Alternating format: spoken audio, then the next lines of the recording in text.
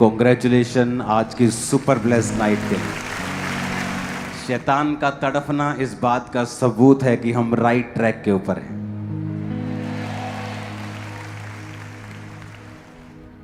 और शैतान का जी मितलाना इस बात का सबूत है कि आप लोगों की प्रार्थनाएं उसे तंग कर रही हैं। आज जो आप सुनेंगे शायद आपने अपनी लाइफ में कभी नहीं सुना होगा पहले।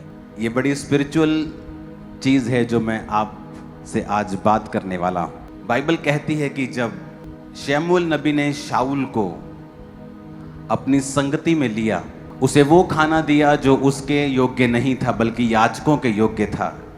और जब वो रास्ते में वापस जा रहा था, एक नबियों का झुंड उसे मिला। लिखा जब शाऊल नबियों के झुंड में गया तो वो नबूवत करने लगा। और एक कहावत चली, क्या शाऊल भी नबियों में से है? जबकि शाऊल एक नबी नहीं था, एक राजा होने के लिए चुना गया था। क्योंकि उस संगति में गया जो संगति पवित्र आत्मा से भरपूर थी, तो वो भी वो काम करने लगा जो वो संगति कर रही थी। आप जैसी संगति में होते हैं, आप वैसे ही अपने आप एक्ट करने लग जाते हैं। आप अगर शराबियों की बहुत संगति करेंगे तो एक दिन आप शराब पीने का बहाना ढूंढ लेंगे। व्यभिचारियों की संगति करेंगे तो आप एक ना एक दिन उस पाप में गिर ही जाएंगे। इसलिए परमेश्वर ने कहा व्यभिचार से भागो। मैं स्पिरिट की बात कर रहा हूं। आप स्पिरिट को कैच करते हैं जिस जैसे स्थान पर आप होते हैं। आपको शायद पता नहीं होगा, शायद पता होगा, आपको यहां बैठे हुए प्रार्थना करते हुए 6, 7, 8 घंटे हो गए हैं। और अगर आप अगले 8 घंटे भी बैठे रहेंगे तो आपको ऐसा नहीं लगेगा कि आपने बहुत लंबा समय प्रेयर की है, क्योंकि आप उस स्पिरिट के द्वारा कैच कर लिए जाते हैं। अगर आप अमेरिका में जाएंगे तो वहाँ आपको एक स्पिरिट मिलेगी जो बोने की स्पिरिट है। लोगों का हृदय, अगर आप पूरी दुनिया में जाएंगे क्रिश्चियनिटी के लिए, भवनों के लिए, उसके कामों के लिए, अगर किन्हीं लोगों का खुला है तो वो यूएसए के लोग हैं। क्यों? क्योंकि वहाँ पे जब बिजनेसमैन लोग नए नए उठे और उनका बिजनेस, परमेश्वर, वो क्रिश्चियन थे और बाइबल के हुक्मों के अनुसार वो चलना शुरू हुए, तो उनके बिजनेस फलवंत होने शुरू हुए। तो वही स्पिरिट कैच की दूसरे लोगों ने, और वही स्पिरिट कैच करते करते वो इतनी फैल गई कि आज वो सारे जो बिजनेसमैन लोग हैं, बहुत से परमेश्वर के साथ जुड़े हुए हैं। बहुत सारी चर्चिस को, बहुत सारे मिशनरी कामों को वो सपोर्ट करते हैं, क्योंकि वो स्पिरिट ने कैच कर लिया उनको। पतरस जब लंगड़ा चला के पूरे यरूशलेम में मशहूर हो गया तो लोगों ने कहा कि ये कैसे लंगड़ा चला सकता है? क्या ये अनपढ़ और वही साधारण मनुष्य नहीं है? तो किसी ने कहा नहीं, ये जीसस के साथ रहे हैं, इनकी संगति जीसस के साथ रही है, और उन्होंने वही स्पिरिट को कैच कर लिया जो जीसस के अंदर थी। पूरी दुनिया में सिर्फ उंगलियों में ऐसे देश हैं जहां पर यीशु मसीह के 2 से ज्यादा चेले गए हैं। 12 चेले जो चुने गए थे प्रेरित। कुछ ही देश हैं जिन देशों में 2 से ज्यादा चेले गए थे। इंडिया कितने आए थे? एक, है ना, थोमा। सबको पता है इंडिया में आया थोमा। कब आए थे? सन 52 में। कहाँ आए थे? केरला में। पहला देश जहां पर जीसस क्राइस्ट के 2 से ज्यादा चेले गए हैं वो है इज़राइल और फलस्तीन का एरिया, जहां पर परमेश्वर के 2 से ज्यादा चेले गए हैं। दूसरा है ग्रीस, तीसरा है तुर्की, जहां पर 2 से ज्यादा चेले गए। चौथा है इटली, जहां पर परमेश्वर के 2 से ज्यादा चेले गए हैं। 5वां एरिया है मेसोपोटामिया, जो बाइबल की पुरानी, अगर आप पढ़ेंगे, मेसोपोटामिया देश का नाम, जो आज के सीरिया, ईरान और इराक। और छठा है हमारा इंडिया, जहाँ पर 2 से 1 से ज़्यादा चेले यहाँ पर आए थे, जहाँ पर यीशु मसीह के 12 चेलों में से 2 चेले यहाँ आए थे। लोगों को एक चेला पता है, थॉमस। कौन था वो? थॉमस, जो 52 ईस्वी में केरला के तट पर, सेकंड चेले का नाम लेने से पहले मैं ये चाहता हूं हम मरकुस की उस आयत को पढ़ें जहां पर सब चेलों के नाम हैं। उसने 12 पुरुषों को नियुक्त किया कि वे उसके साथ साथ रहें और उन्हें भेजे कि वो प्रचार करें और दुष्ट आत्माओं को निकालने का अधिकार रखें। ये वो हैं शमौन, जिसका नाम उसने पतरस रखा, जबदी का पुत्र याकूब, याकूब का भाई यूहन्ना, जिसका नाम उसने बुअनगरीस अर्थात गर्जन के पुत्र रखा, आंद्रियास, वही आंद्रियास जो मैंने ग्रीस में आपको दिखाया था, जो पूरी दुनिया में प्रीच करता करता करता फिर ग्रीस के पतरस नाम की जगह पर कुर्बान हुआ और वहीं पर उसकी कब्र थी। उसके बाद उसकी कब्र को, उसके शव को ले जाया गया तुर्की, उसके बाद रोम, रोम से फिर उसका सिर को आज वहीं रखा हुआ है। आगे है फिलिप्पुस, फिलिप्पुस के सिर को भी मैंने देखा है एक चर्च में पड़ा हुआ। और है बरतुल्मै, बरतुल्मै, बरतुल्मै परमेश्वर का चेला, ये भारत में आता है और ये कर्नाटक के एक तट पर, क्योंकि लोग उस समय नावों से ज्यादा जलते थे। थोमा आया था केरला के तट के ऊपर, वो जगह मैंने देखी है अपनी आंखों से, जिस तट पे वो उतरा था, वो क्रूज को लेके चलता होता था। उस क्रूज को मैंने ओरिजिनली, थोमा के ओरिजिनल क्रूज को भी देखा है। बरतुल्मै जो परमेश्वर का चेला था, ये भी, मैं ये आपको क्यों कह रहा हूं, ये भारत में कर्नाटका में उतरते हैं, उसके बाद ये गोवा में प्रचार करते हैं। ओके, रहने दो प्लीज, मैंने आपको उसकी जैसी पिक्चर बोलने के लिए कहा था, सेम नहीं। और तीसरा, मुंबई के कल्याण में वो रुकते हैं, लोगों को प्रचार करते हैं, जबरदस्त प्रचार करते हैं। बहुत से लोग जो जादू टोना करने वालों के संग ठीक होने के लिए जाया करते थे और वो उनसे पैसे लिया करते थे और लोगों का शोषण किया करते थे, बरतुल्मै ने उन लोगों को फ्री में हील किया और बहुत से लोग चंगे हुए उन जगहों के ऊपर। जब बरतुल्मै को हील किया, बरतुल्मै ने जब उन लोगों को हील किया और उसने वहां पर प्रचार करते करते फिर वो आर्मेनिया में चला गया, वहां का मेन राजा, उसने परमेश्वर को अपना जीवन दिया, क्योंकि बरतुल्मै की लाइफ से बहुत बड़े बड़े जो पॉलिटिशियन और बड़े बड़े राजा होते थे वो बदल जाया करते थे। बरतुल्मै को जब प्रचार करके उस राजे को उसने चेंज कर दिया, तो राजा का भाई, उसको इतना गुस्सा आया क्योंकि वो परमेश्वर को मानने वाला नहीं था। उसने बरतुल्मै को सताया और उसकी स्किन को, पूरी बॉडी से, जीवित होते हुए बरतुल्मै की पूरी स्किन को उसकी बॉडी से उतार दिया। ये बरतुल्मै के जो हाथ में है, ये उसकी अपनी स्किन है, अपनी चमड़ी है, उसकी अपनी चमड़ी बरतुल्मै की। और बरतुल्मै इसी हालत में रहा, उसकी अपनी स्किन को उतार कर उसके हाथ में दे दिया गया। और जब बरतुल्मै ने फिर भी परमेश्वर के नाम का इनकार नहीं किया, तो फिर उसके गले को काटकर उसको शहीद कर दिया गया। आज अगर आप पूरी दुनिया में स्टडी करेंगे तो बहुत सारी जगह के ऊपर, कि कुछ लोग संतों को प्रार्थना करना शुरू करते हैं, हम जानते हैं हमें जीसस के सामने ही प्रार्थना करनी है, लेकिन ये जो परमेश्वर का संत था, इसकी स्किन को उतार कर इसको शहीद किया गया। और वो लोग जिन्होंने इसको शहीद किया, वो लोग आर्मेनिया और भारत के मिले हुए लोग थे। थॉमस भी यही भारत में ही कुर्बान हुआ।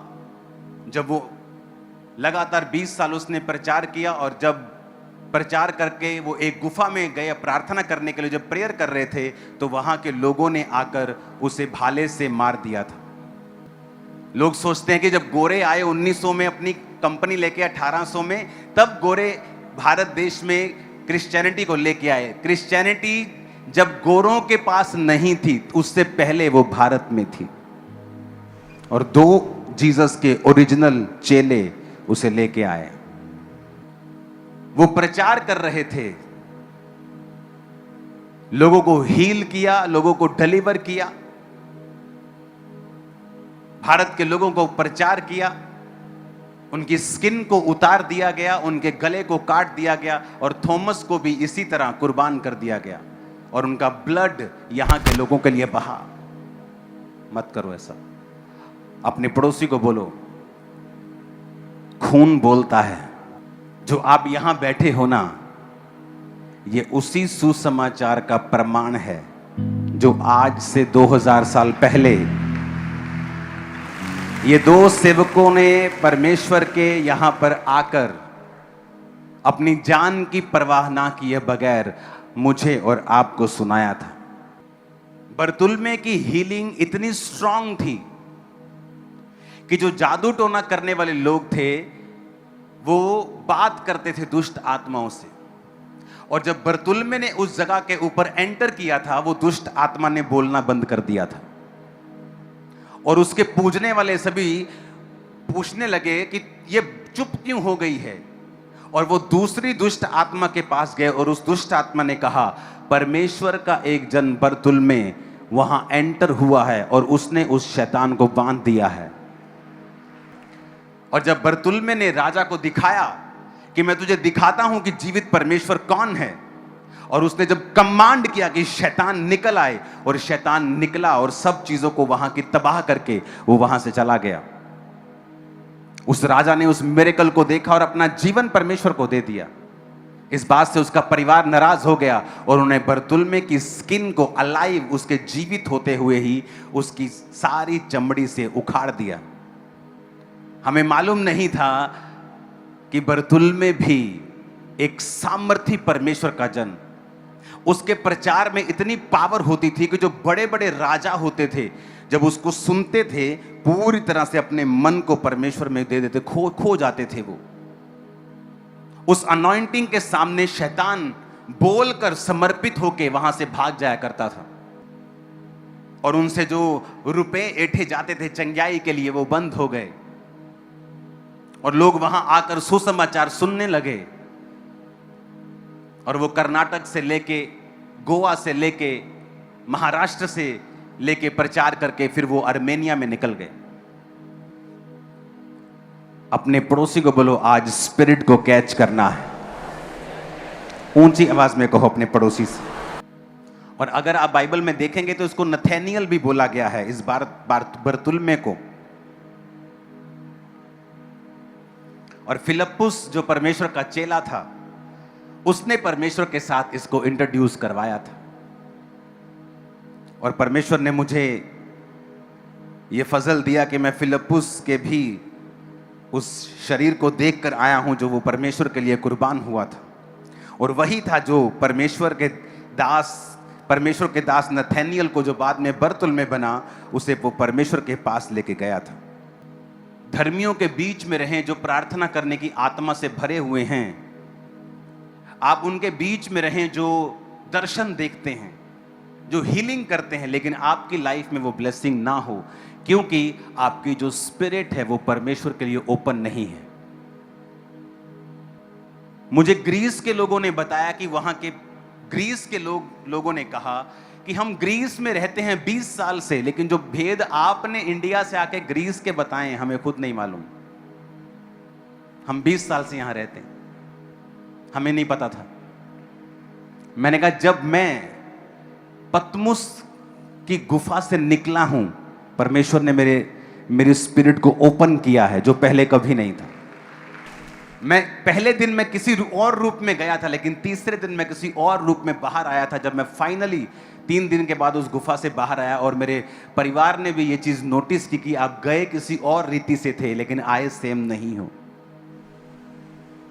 उसके बाद परमेश्वर के जो वचन की भेद की बातें थी, किस तरह से क्रिश्चियनिटी स्टार्ट हुई पहली सदी से लेके अब तक, वो सारा सदी बाय सदी, दशक बाय दशक क्या हुआ, हिस्ट्री दर मेरी आंखों के बिल्कुल ऐसा सामने है जैसे वो 2 दिन की बात हो।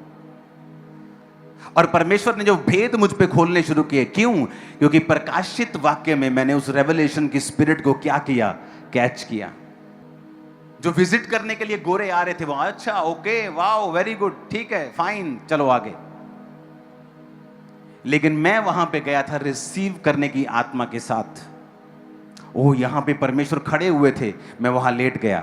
मैं किसी फोटो के सामने लेटा हुआ नहीं था, किसी क्रॉस के सामने लेटा हुआ नहीं था, मैं वहां लेटा था जहां परमेश्वर खड़े थे, और मैं वहां प्रेयर कर रहा था। मैं अपनी वाइफ को बता रहा था कि यहां पर परमेश्वर का मुंह था, क्योंकि जब उसके मुंह से निकला तो तरेड़ पड़ी और वो तरेड़ 3 भागों में फैल गई। तो जहां पे वो था एग्जैक्ट, हम वहीं खड़े होकर प्रार्थना कर रहे थे।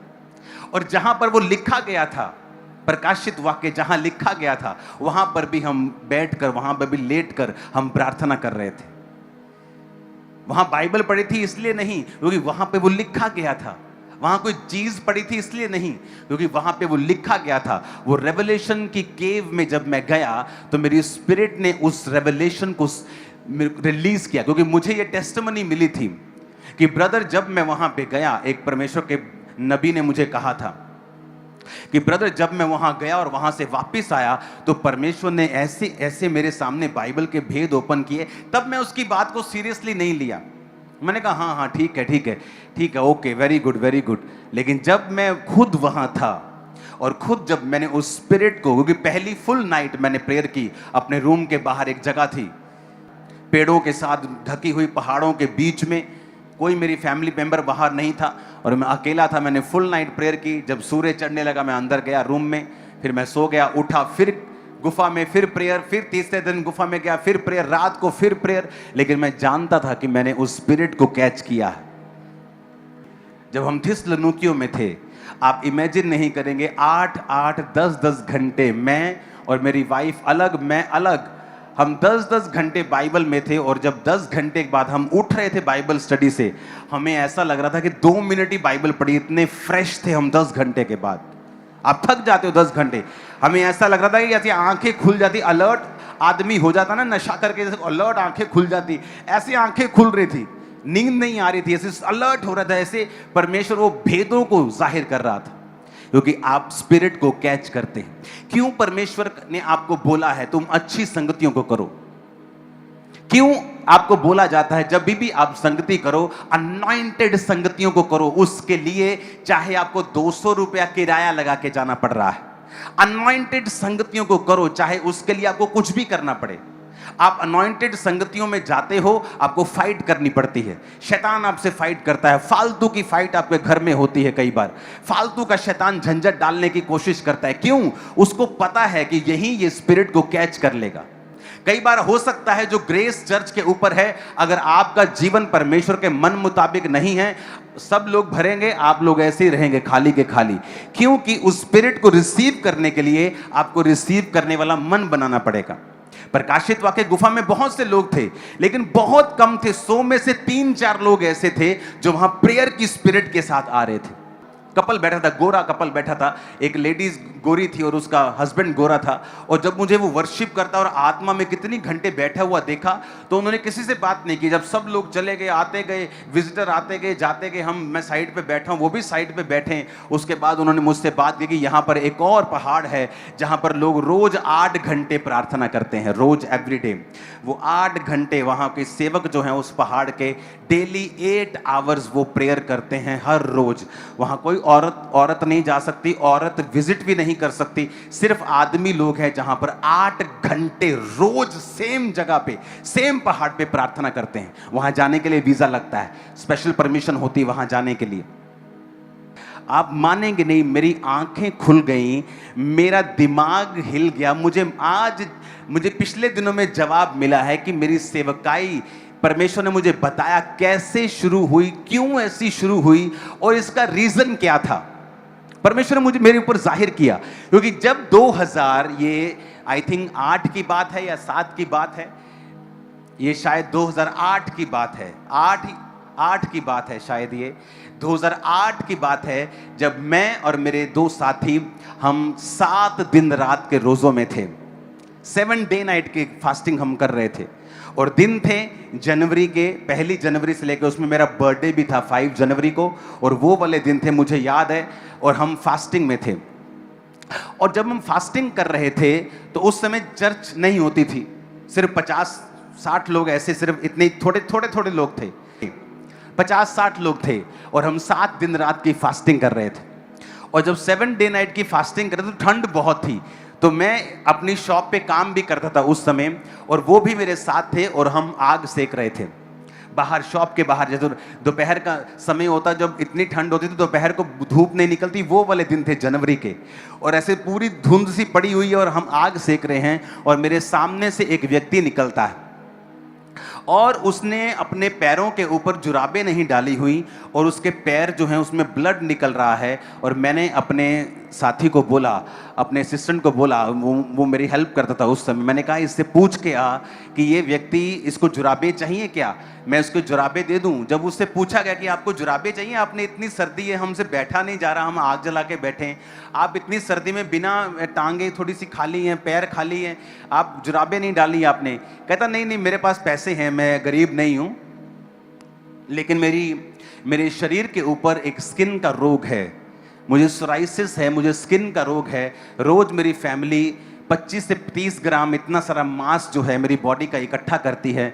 मेरी बॉडी में कपड़े नहीं डाल सकता, बहुत ज़्यादा ठंड है, तो अभी मैंने सिर्फ 1-2 चीज़ें ओढ़ी हुई हैं और मैं ज़्यादा कपड़े नहीं डाल सकता।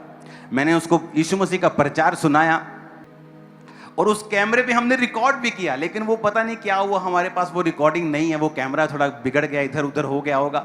उस समय इतना ध्यान नहीं था हमें रिकॉर्डिंग रखनी है, क्योंकि मिनिस्ट्री नहीं थी, हमें मालूम नहीं था आगे क्या होगा, जस्ट शौक था कि परमेश्वर का काम करना है। तो जब उस स्किन के रोगी के ऊपर प्रार्थना की गई, वो स्किन का रोगी थोड़े दिन बाद आता है चर्च में, आकर खड़ा होता है, अपनी बॉडी दिखाता है, वो पूरी तरह साफ हो चुकी थी। वो स्किन का मिरेकल था, मेरी लाइफ का फर्स्ट मिरेकल। उसके बाद सेवकाई आगे बढ़ती रही, बहुत से लोग स्किन के हील हुए, आप जानते हैं उनको। और जब मैंने बरतुल्मे की कहानी सुनी, मुझे मालूम था क्यों मेरी सेवकाई से परमेश्वर ने ये स्किन की हीलिंग्स को किया। और वो हीलिंग्स जो मैंने कभी, बहुत कम मैंने दुनिया के ऐसे देश देखे जहां मैंने इस टाइप की स्किन हीलिंग को देखा, और बहुत सी मैंने हीलिंग्स को देखा वहां, लेकिन इस टाइप की जो स्किन हीलिंग्स थी, एक के बाद एक होती गई। रीजन ये है, जब मैं परमेश्वर में आया तो मेरी सेम यही विल थी कि मुझे परमेश्वर तेरी हीलिंग अनॉइंटिंग चाहिए, और मुझे व्यभिचार में नहीं जाना है, मुझे पैसे कमाने का शौक नहीं है। अगर मुझे शौक हो, मेरे लिए अमेरिका से लेके दुनिया की हर कंट्री खुली है, मुझे यहाँ वो 2-2 रुपए के, 2-2 कौड़ी के वो नुस्खे करने की ज़रूरत नहीं है पैसे कमाने के लिए, ले हैंड के लिए पैसे लेने की ज़रूरत नहीं है, मैं वहाँ अनगिनत पैसा कमा सकता हूँ। ना मुझे पैसे का शौक था, ना मुझे किसी और चीज़ का शौक था, मुझे था कि परमेश्वर मुझे तेरी, और मैंने प्रभु को कहा था, प्रभु अगर मुझे तूने मिरेकलस पावर्स के लिए नहीं चुना है तो तू मुझे मार सकता है, मैं तेरे पास आने के लिए तैयार हूं, मुझे कोई शौक नहीं है जीने का। ये मेरी प्रार्थना होती थी कि मुझे ले जा, कोई प्रॉब्लम नहीं है, लेकिन अगर मुझे इस्तेमाल करना है तो इसी तरह करना। और मुझे नहीं मालूम था, क्योंकि आप स्पिरिट कैच करते हैं। वो बरतुल्मे जो भारत के लिए अपनी स्किन को उतरवा कर गया, जीसस ने वही स्पिरिट हम में डाल दी। आप ये बातों को बहुत स्पिरिचुअल, आपको आंखें चाहिए ऐसी बातें समझने के लिए। ये न्याय है परमेश्वर का बरतुल्मे के साथ कि तू इस भारत की कलीसिया के लिए अपनी चमड़ी को उधड़वा के आया था, अब मैं इन्हीं की चमड़ियों को ठीक कर रहा हूं। देख, जब आप परमेश्वर की राहों पे सीधे होके चलते हैं, आप सेम जीसस की उस स्पिरिट को, उस हीलिंग को कैच करते हैं, आप सेम अनॉइंटिंग को कैच करते हैं, आप उन लोगों के साथ रहते हैं, आप सेम उसी अनॉइंटिंग को कैच करते हैं। इसलिए परमेश्वर ने कहा, जो प्रभु के साथ संगति करता है वो उसके साथ एक आत्मा हो जाता है।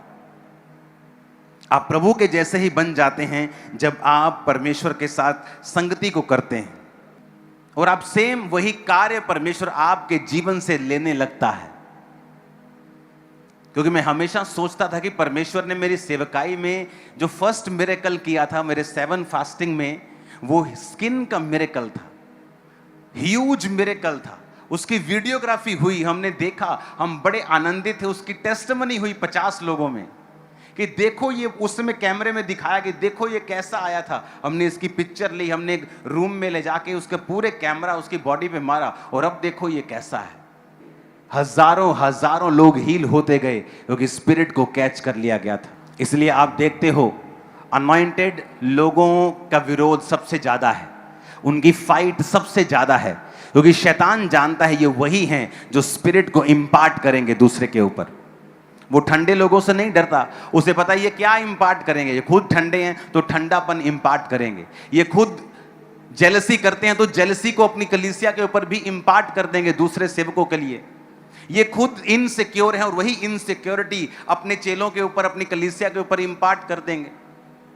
एक व्यभिचारी व्यभिचारी व्यभिचार को ही इंपार्ट करेगा। एक चोर हमेशा ऐसे बहाने लगाकर चोरी की चोरी ही आपके ऊपर इंपार्ट करेगा। एक गलत संगति आपको वैसा ही बना देगी, और जब आप राइट संगति में होते हैं धीरे धीरे आप उसी स्पिरिट को कैच करने लगते हैं। और यीशु मसीह के नाम में ये आत्मा की बातें हैं, इन्हें शारीरिक मनुष्य नहीं समझ सकता। वो नहीं समझ सकता ये क्या हो रहा है, मैं किस स्पिरिट की बात कर रहा हूं। हालेलुया। कि जब आप परमेश्वर की आत्मा के साथ एक संग होते हैं, आप कैच करते हैं उसमें से, आप वैसे ही बनना शुरू हो जाते हैं जैसी संगति में आप होते हैं। ये इंपॉर्टेंट है कि आप स्पिरिचुअल लाइफ में बढ़ें, ये इंपॉर्टेंट है कि आप संगति में बढ़ें, इंपॉर्टेंट है कि आप अनॉइंटेड संगतियों के लिए प्रार्थना करें। जब बाइबल कहती याकूब, कौन याकूब? वही यूहन्ना प्रकाशित वाक्य का भाई, मरवा दिया गया। जब तलवार से मरा तो कलीसिया को अपनी गलती महसूस हुई कि चाहे वो अनॉइंटेड है पर हमें अपने सेवकों के लिए प्रार्थना करने की जरूरत है।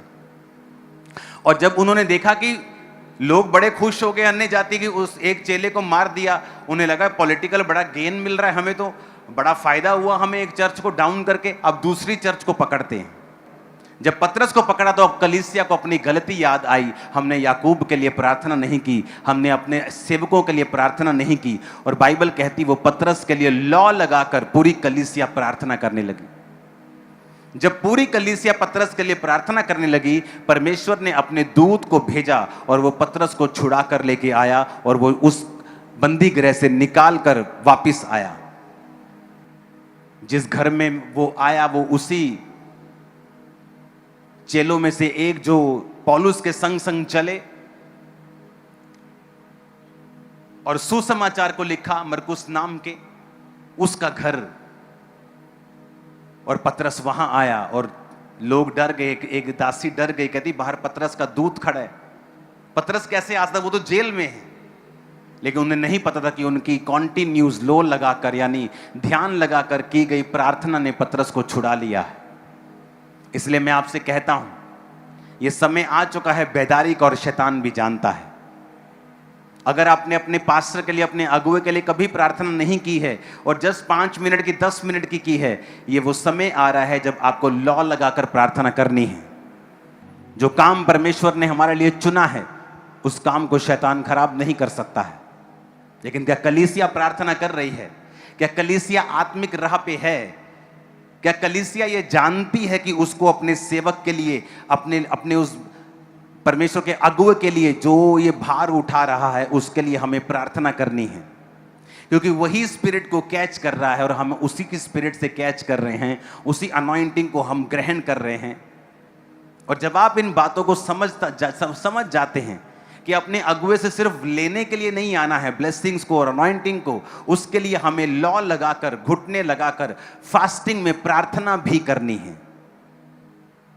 और जब कलीसिया को अपनी गलती समझ आई तो परमेश्वर ने पतरस को बचाया। और कलीसिया के लिए मैसेज था कि तुम्हारा पास्टर जितना मर्जी पावरफुल हो, अनॉइंटेड हो, गिफ्टों से भरा हुआ हो, लेकिन उसको तुम्हारी प्रार्थनाओं की जरूरत है। इसलिए पौलुस हर कलीसिया को लिखता था, हमारे लिए प्रार्थना करो।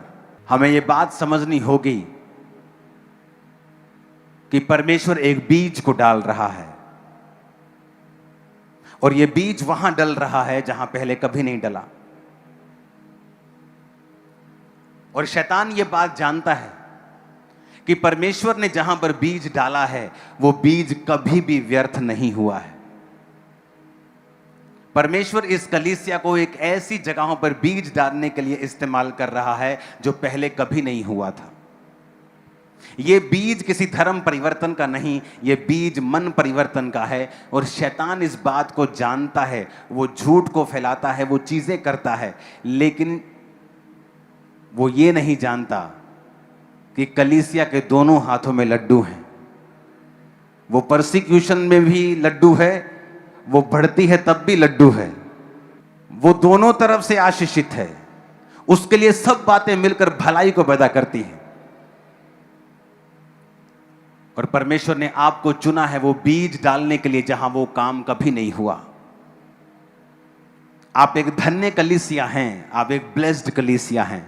इसलिए नहीं कि आप में एक जबरदस्त मिरेकल्स हो रहे हैं, इसलिए नहीं कि आप में जो बहरे सुन रहे हैं, कैंसर ठीक हो रहे हैं, इसलिए भी कि परमेश्वर ने आपको चुना है उस बीज को डालने के लिए जो परमेश्वर सदियों से प्लान करता आ रहा था। इस कलीसिया की भविष्यवाणी इस कलीसिया के जन्मने से पहले हुई थी। और यहां से कुछ ही किलोमीटर की दूरी के ऊपर एक बहन आई थी और उसने कहा था कि यहां खामबरा में मैं एक कलीसिया को देख रही हूं जो सबसे बड़ी कलीसिया होगी भारत की, और परमेश्वर वहां काम करेगा। और मैं तब क्रिश्चियन भी नहीं था, शायद क्रिश्चियन भी नहीं था, पास्टर छोड़ो, क्रिश्चियन भी नहीं था। परमेश्वर को तब मालूम था हम सब उसके प्लान का हिस्सा हैं। एक दूसरे के लिए प्रार्थना करना मत छोड़ें, संगति करना मत छोड़ें। हमारी संगति, हमारी प्रेयर, हमारी फास्टिंग हमारे बीजों से भी एक कदम ऊपर रखती है। जो वैल्यू है, जो उसकी कीमत है, हमारी फास्टिंग, हमारी प्रेयर, परमेश्वर के सुसमाचार के लिए हमारा प्रयास, ना डर ना भय किसी चीज का, धर्मियों के पैरों से शैतान की हर योजना को।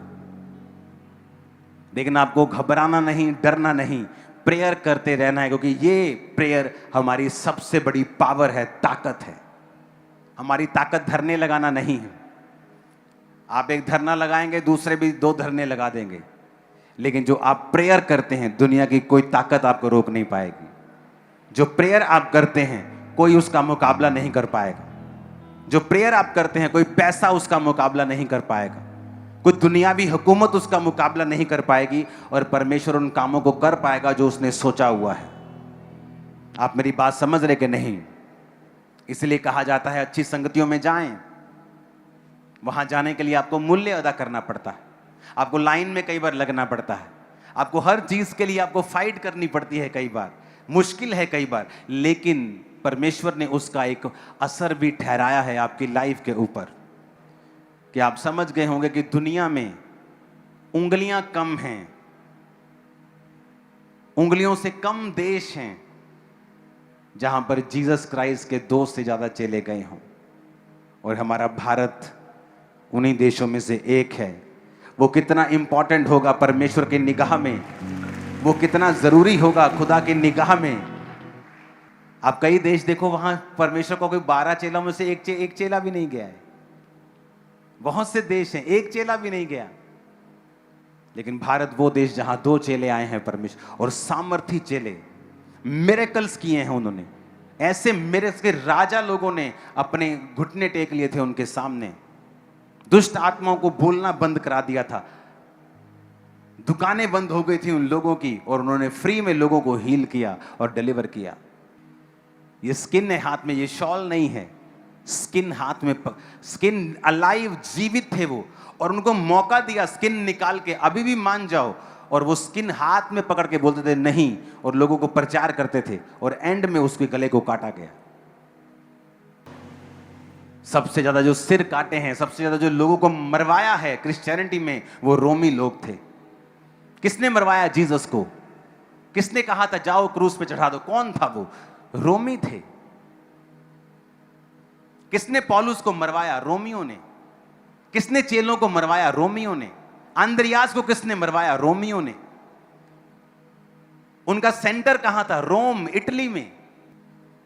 और वो सताते गए, लेकिन कलीसिया इतनी बड़ी कि 305 ईस्वी में, आज से 1700 साल पहले, एक एम्परर ने कहा अब मैं इस कलीसिया को पूरी तरह से खत्म कर दूंगा, और उसने उस कलीसिया को शेरों से नुचवाया, अलग अलग तसीहे दिए, मारा पीटा। जो मूसा के टाइम पे बच्चों को मार दिया जाता था लड़के पैदा होते ही, उससे कहीं अधिक उनको मारा और पीटा और खत्म कर दिया और कत्ल करवा दिया। बच्चों को, छोटे बच्चों को, माओ को, बहनों को, सबको 6 साल कत्ल, मास मर्डर्स करवाने के बाद वो बीमार हो गया और अपनी डेथ बेड से बोला मेरी परसिक्यूशन फेल हो गई है, ये लोग और ज्यादा परमेश्वर पर विश्वास करने लगे हैं। उसे हैरानी थी कि ये कैसा धर्म है, ये कैसा परमेश्वर है, किसको ये मानते हैं कि अपनी मौत के सामने भी झुक नहीं रहे, अपने बच्चों, अपने परिवार की मौत के सामने भी झुक नहीं रहे, किस परमेश्वर को ये मानते हैं। वो देखकर शॉक हो गया और उसने एक आज्ञा दी। उसने कहा मैं रोमी एम्परर इस बात की घोषणा करता हूं कि मेरी की गई परसिक्यूशन फेल हो चुकी है और क्रिश्चियनिटी अब इस देश में एक लीगल धर्म है और ये सब लोग इसे जो मानना चाहता है इसे मानेगा। उसके बाद क्रिश्चियनिटी एक लीगल धर्म हो गया। कुछ लोग क्रिश्चियनिटी को मानने लगे, कुछ लोग अपने धर्म को मानते थे। उसके 70 साल बाद एक और राजा बीमार हुआ और उसे मालूम था।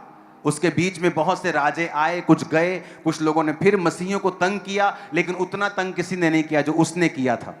उसके बाद 380 दशक में वो राजा बीमार हुआ। बीमार होने के बाद उसी शहर के अध्यक्ष कलीसिया के हेड के द्वारा, कलीसिया के हेड पास्टर के द्वारा उस पर प्रेयर हुई। वो राजा हील हुआ और उसने घोषणा की अब पूरे रोमी साम्राज्य का परमेश्वर आज से यहोवा है।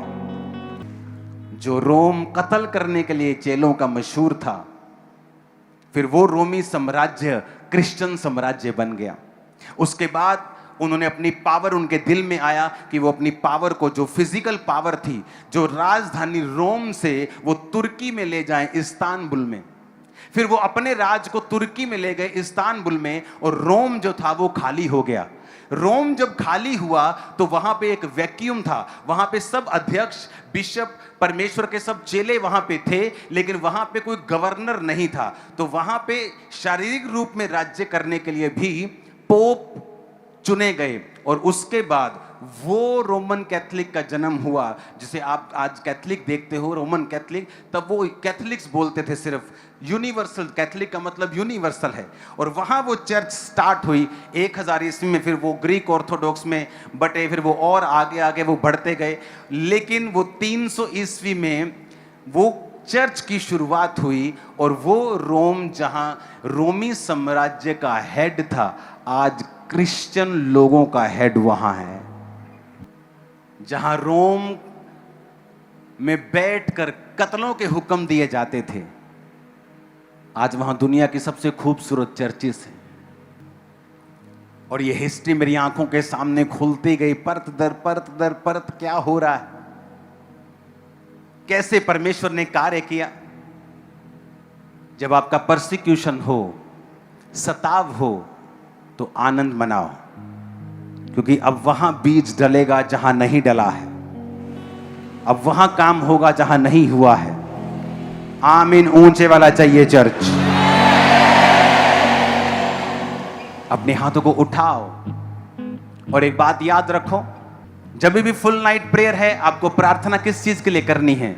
अपने सेवकों के लिए, अपनी स्पिरिट के लिए, कि परमेश्वर मैं वो स्पिरिट को, उस हीलिंग अनॉइंटिंग को, उस प्रोफेटिक अनॉइंटिंग को कैच करूं, मस्से को कैच करूं, रिसीव कर लूं अपनी आत्मा के अंदर, कि मैं उस कार्य को करूं जिसके लिए मैं चुना गया हूं। आप फिर देखेंगे वही परमेश्वर जिसने चेलों को चुना, वही परमेश्वर आपको चुन के बड़े कार्यों के लिए इस्तेमाल करेगा। और याद रखो, शैतान जानता है ये उसके आखिरी दिन हैं। परमेश्वर का सुसमाचार कितनी तेजी से फैल रहा है, और वो ये भी जानता है कि ये कोई धर्म नहीं है, लेकिन वो एक मैसेज दे के वो कलीसिया के खिलाफ लोगों को करना चाहता है। आपका काम है मैसेज देना। वो समय आ गया है, अपने हाथों को उठाओ, जब, क्योंकि ये स्पेशल अनॉइंटिंग ऑयल से ही आपके एक एक सिर के ऊपर आज प्रेयर होगी। ओके, तो परमेश्वर की स्पिरिट वो हीलिंग का, डिलीवरेंस का आत्मा आप पे ठहरेगा। और जो मैंने आपसे कहा है उसे याद रखना, जो मैंने आपको बोला है उसे याद रखना। शुक्र है नाइट प्रेयर है, आपको जाने की जल्दी नहीं है। अपने हाथों को उठाओ उस ऑफरिंग के साथ। पिता, ये ऑफरिंग हमारे हृदय, हमारे डेडिकेशन को दिखाती है। मेरे पिता, जो कुछ मेरा है वो तेरा है। तूने कहा दो मनुष्य दो स्वामियों की सेवा नहीं कर सकता। जहां तेरा धन है वहां तेरा मन भी लगा रहेगा। परमेश्वर, इसीलिए मैं अपना धन तुझे देता हूं ताकि मेरा मन तुझ में लगा रहे। ये दुनिया की वस्तुएं अगर तेरे काम ना आई तो ये किसी काम की नहीं है। फिर ये मिट्टी है और कूड़ा है और कुछ नहीं। खुदावन, मैं अपने बीज को और इस कलीसिया के बीज को तेरे हाथों में देकर पवित्र करता हूं। पिता, आज तेरी प्रेजेंस में, तेरी उपस्थिति में बोया गया बीज, तेरे सुसमाचार के काम, तेरे प्रचार के काम, रूहों को बचाने के काम, जिनके घर नहीं हैं उनके घरों को बनाने के काम, जो नशे में हैं उनके नशों को छुड़ाने के काम, जिनके राशन नहीं है उनको राशन देने के काम आएगा। मेरे पिता, तूने कहा है जिसने भूखे को अन्न दिया है उसने मुझे अन्न दिया है। जिसने कैदी की सुधि ली है उसने मेरी सुधि ली है। जिसने प्यासे को पानी पिलाया उसने मुझे पानी पिलाया। जिसने नंगे को कपड़ा ओढ़ाया है उसने मुझे कपड़ा ओढ़ाया है। पिता, इन पैसों से जब नंगों को कपड़े ओढ़ाए जाएं, विधवाओं के घर बने, अनाथों की जब फीस जाए स्कूल की, तो इस कलीसिया को, मुझे और इन सबको याद करना। हमारी प्रार्थनाएं और हमारे दान तेरे सामने, तेरे सम्मुख याद किए जाएं पिता, और ये व्यर्थ ना जाएं। तो इस ऑफरिंग को कबूल कर, इनके गलती गुनाहों को क्षमा कर, ताकि इनकी ऑफरिंग वेस्ट ना हो। इनके व्यभिचार से इनको निकाल, ताकि इनका पैसा बोया व्यर्थ ना हो। मेरे पिता, आज जितने जन इस पवित्र हजूरी में इस ऑफरिंग, इस टाइथ को, इस मन्नत के बीज को बो रहे हैं, वो जिस तरह के भी बीज को बो रहे हैं उन्हें 100 गुना फल देना। और यीशु के नाम में इनकी जिंदगियों में किसी भली चीज की कमी ना होगी, और हेवन आपकी जरूरतों को हमेशा पूरा करेगा। विश्वासियों से जो फाइनेंशियल स्ट्रगल कर रहे हैं, सेवकाइयों में एक बड़े बीजों को बोए, परमेश्वर के सामने अपने विश्वास के साथ उन बीजों को रख दें और परमेश्वर से कहें, परमेश्वर, ये वही मेरी रोटियां और मछलियां हैं, ये मेरी 5 रोटी और 2 मछली हैं पिता, इन्हें बढ़ा। वो खाली हाथ को आशीषित नहीं करता। उसने कहा तुम्हारे पास अगर कुछ है तो उसे मेरे सामने रखो, मैं उसे बढ़ा दूंगा। अलीशा ने कहा जा और जितने तू बर्तन मांग लाएगी उतना तेल आ जाएगा। मेरे पिता, ये हाथ खाली नहीं तेरे भवन में, तेरी हजूरी में, इन्हें ब्लेस कर। यीशु के नाम में हम मांगते हैं। अपने हाथों को उठाओ, हिलाओ। उस ऑफरिंग को देने के बाद हम सॉन्ग्स गाएंगे, वर्शिप करेंगे। अपने हाथों को उठाओ। Thank you Jesus. वॉलंटियर्स आपके बीच में आ चुके हैं, तो अपनी ऑफरिंग को, अपने टाइथ को अपने हाथों में रखें, और जो लाल रंग की बाल्टी हैं उसमें अपने टाइथ को, अपनी कमाई के 10वें हिस्से को, अपने दशमांश को डालते जाएं। और जो नीले रंग की बाल्टी हैं उसमें अपनी ऑफरिंग को, अपने हदिये, अपने शुक्रनामों को, अपनी भेंटों को डालते जाएं। तो सभी जन, सभी कलीसिया अपने अपने